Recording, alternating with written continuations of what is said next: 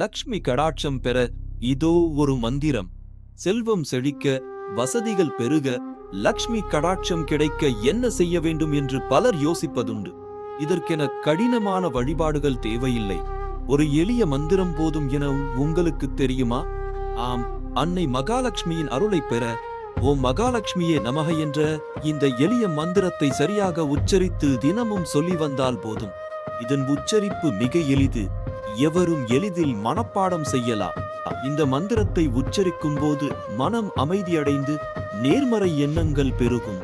இது நிதி நிலைமையை மேம்படுத்துவதோடு குடும்பத்தில் மகிழ்ச்சியையும் நல்லிணக்கத்தையும் கொண்டு வரும். தொடர்ந்து சொல்வதன் மூலம் லக்ஷ்மி தேவியின் அருள் பரிபூரணமாக கிடைக்கும். ஆகவே ஒவ்வொரு நாளும் சில நிமிடங்கள் இந்த மந்திரத்தை மனதார உச்சரித்து அன்னை மகாலட்சுமியின் பரிபூரண அருளை பெறுங்கள்.